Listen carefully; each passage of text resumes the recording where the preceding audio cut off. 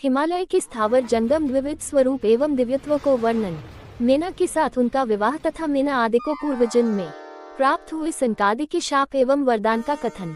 नारद जी ने पूछा, ब्राह्मण पिता के यज्ञ में अपने शरीर का परित्याग करके दक्ष कन्या जगदम्बा सती देवी किस प्रकार गिरिराज हिमालय की पुत्री हुई, किस तरह अत्यंत उग्र तपस्या करके उन्होंने पुनः शिव को ही पति रूप में प्राप्त किया, यह मेरा प्रश्न है। आप इस पर भली भांति और विशेष रूप से प्रकाश डालिए। ब्रह्मा जी ने कहा, मुने नारद, तुम पहले पार्वती की माता के जन्म, विवाह और अन्य भक्तिवर्धक पावन चरित्र सुनो। मुनिश्रेष्ठ, उत्तर दिशा में पर्वतों का राजा हिमवान नामक महान पर्वत है, जो महातेजस्वी और समृद्धशाली है। उसके दो रूप प्रसिद्ध हैं, एक स्थावर और दूसरा जंगम।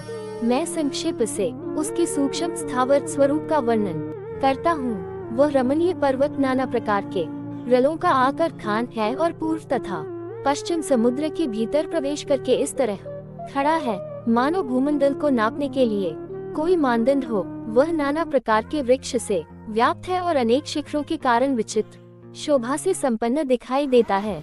सिंह, व्याघ्र आदि पशु सदा सुखपूर्वक उसका सेवन करते हैं।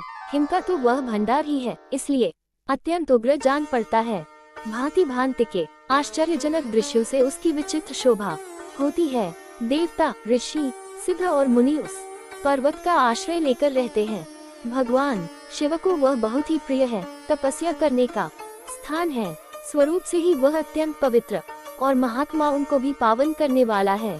तपस्या में वह अत्यंत शीघ्र सिद्धि प्रदान करता है। अनेक प्रकार के धातुओं की खान और शुभ है। वही दिव्य शरीर धारण करके सर्वांग सुंदर रमणीय देवता के रूप में भी स्थित है। भगवान विष्णु का अविकृत अंश है, इसीलिए वह शैलराज साधु संतों को अधिक प्रिय है।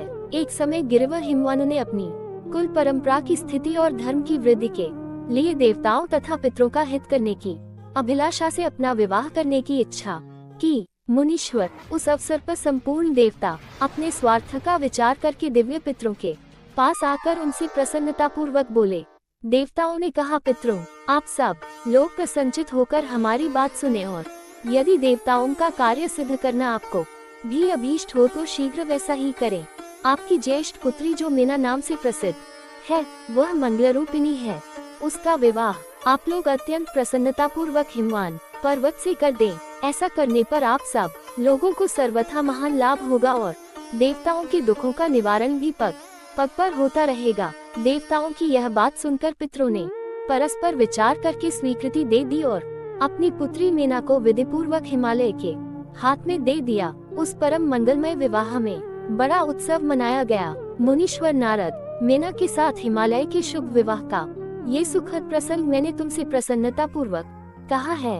अब और क्या सुनना चाहते हो? ओम नमः शिवाय।